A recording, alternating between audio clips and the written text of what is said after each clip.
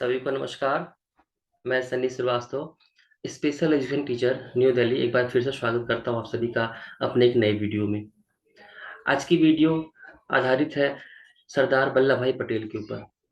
सरदार वल्लभ भाई पटेल जिनका जन्म दिवस 31 अक्टूबर को हर वर्ष मनाया जाता है और उनके बर्थ एनिवर्सरी को अब राष्ट्रीय एकता दिवस का नाम दे दिया गया है, नेशनल यूनिटी डे, जो कि 2014 से सेलिब्रेट किया जा रहा है पूरे देश में, जिसका उद्देश्य है भारत की एकता, भारत की अखंडता, भारत की सुरक्षा को सबके समक्ष लाना और इसको रिकॉग्नाइज भी करना। हर वर्ष की भांति इस बार भी 31 अक्टूबर 2022 को राष्ट्रीय एकता दिवस मनाया जाएगा पूरे देश में। पूरे देश में कई जगह मैराथन रेस यानी कि रन फॉर यूनिटी ऑर्गेनाइज हो रही है। उसके साथ साथ प्रत्येक भारतवासी ये शपथ लेगा कि अपने देश को हम किस प्रकार जो है एकता के रूप में लेके आगे बढ़ें और देश को मजबूत करें। आज की इस वीडियो में मैं आपको बताने जा रहा हूँ कि राष्ट्रीय एकता दिवस क्या है, कैसे मनाया जाता है। उसके साथ-साथ मैं आपको ये भी बताऊँगा सरदार वल्लभ भाई पटेल के जीवन की कुछ महत्वपूर्ण बातें जो आपको ज़रूर जानना चाहिए। तो आइए ज़्यादा समय ना व्यतीत करते हुए हम सीधे अपने जो है प्रेज़ेंटेशन पे आते हैं। आपके साथ मैं एक पीपीटी शेयर करता हूँ और आपको बताता हूँ सरदार वल्लभ भाई पटेल और राष्ट्रीय एकता के बारे में।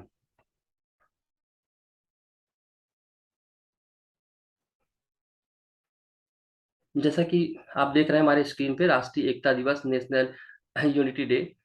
सरदार वल्लभ भाई पटेल जिन्हें हम आयरन मैन ऑफ इंडिया भी कहते हैं, यानी कि भारत के लौह पुरुष। इनका जन्म 31 अक्टूबर सन 1875 में और साथ-साथ इनकी मृत्यु 15 दिसंबर 1950 में हुई। 31 अक्टूबर को इनका जन्मदिवस होता है, इस वजह से ही हम जो है इस दिन को, इनके जन्मदिवस को ही राष्ट्रीय एकता दिवस के रूप में सेलिब्रेट करते हैं। माफ कीजिएगा।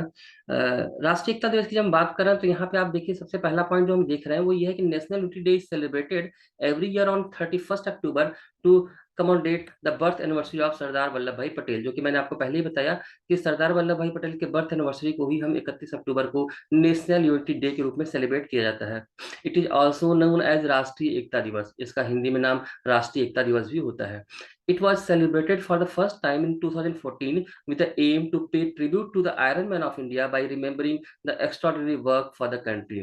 2014 में सबसे पहली बार इसे सेलिब्रेट किया गया, जिसका उद्देश्य ये था कि आयरन मैन ऑफ इंडिया यानी कि सरदार वल्लभ भाई पटेल को एक ट्रिब्यूट देना, एक उनको सम्मान देना उनके एक्स्ट्राऑर्डिनरी काम के लिए जो कि उन्होंने पूरे देश के लिए किया है। राष्ट्रीय एकता दिवस पे क्या-क्या होता है उसके बारे में जब बात करता हूँ, तो आप यहाँ देखिए कि several event was are organized on this day like run for unity, nationwide marathon to increase awareness about the contribution of Sardar Patel to national integrity, national unity, pledge, etc. तो आप देख रहे हैं कि कई तरह के इवेंट को ऑर्गेनाइज किया जाता है, जिसमें रन फॉर यूनिटी यानी कि एकता के लिए भाग दौड़ होती है और मैराथन होता है पूरे देश में, ताकि लोग अवेयर हों कि सरदार पटेल ने क्या कंट्रीब्यूशन हमारे देश के लिए किया हुआ है। इसके साथ-साथ नेशनल यूनिटी प्लेज यानी कि जो है राष्ट्रीय शपथ भी हम लेते हैं, जिसमें हम ये शपथ लेते हैं कि हम राष्ट्र को एक कैसे रखेंगे। In 2018, the government of India unveiled the Statue of Unity in Gujarat in the honor of Sardar Vallabhbhai Patel. It is the tallest statue in the world. आप सभी को पता है कि 2018 में गवर्नमेंट ऑफ इंडिया ने स्टैच्यू ऑफ यूनिटी का निर्माण कराया, जो कि गुजरात में था और उसका अनावरण हुआ, जो कि सरदार वल्लभ भाई पटेल के लिए एक सम्मान दिया गया है और ये स्टैच्यू जो है पूरी दुनिया में सबसे बड़ी है। अब मैं बात करता हूँ कुछ सरदार वल्लभ भाई पटेल के बारे में। सरदार Vallabh Bhai Patel was born on 31 अक्टूबर 1875 इन नेडियाड, गुजरात। सरदार पटेल का जो जन्म हुआ वो 31 अक्टूबर 1875 में हुआ, जो कि नेडियाड गुजरात का एक जगह है वहाँ पे। He was the first home minister and deputy prime minister of India. आज़ादी के बाद ये देश के पहले गृह मंत्री साथ-साथ जो है उप प्रधानमंत्री भी बने। He played an important role in the integration of many Indian princely states to make an Indian federation.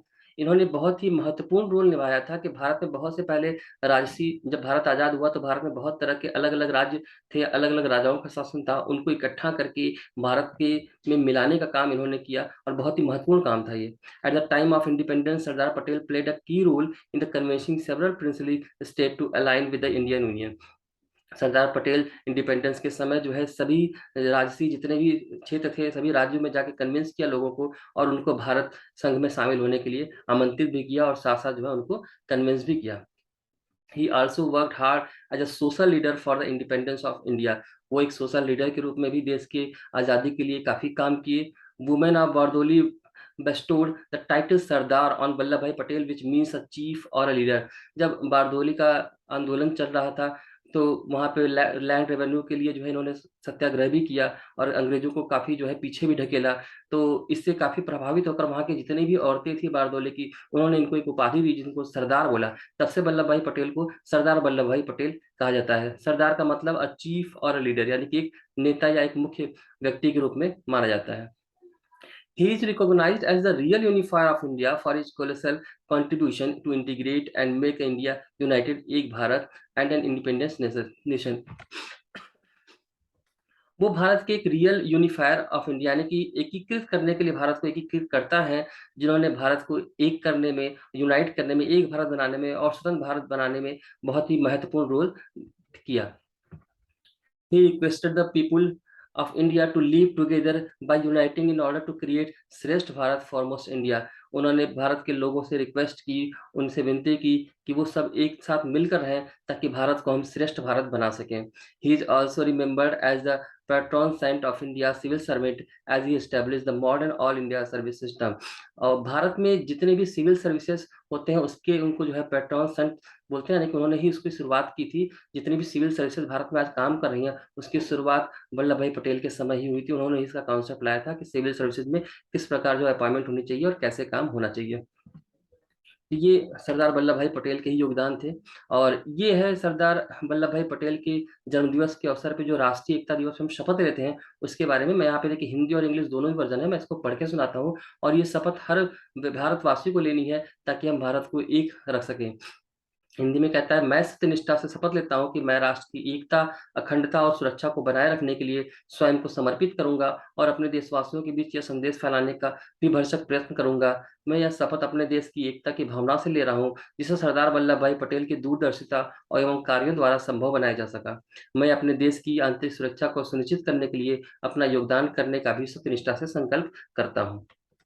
इसी का इंग्लिश वर्जन है, मैं इसे भी आपके लिए रीड करता हूँ। आई solemnly please that I dedicated myself to preserve the unity, integrity and security of the nation and also strive hard to spread this message among my fellow countrymen. I take this pleas in the spirit of unification of my country, which was made possible by the vision and action of Sardar Vallabhbhai Patel. I also solemnly resolve to make my own contribution to ensure internal security of my country.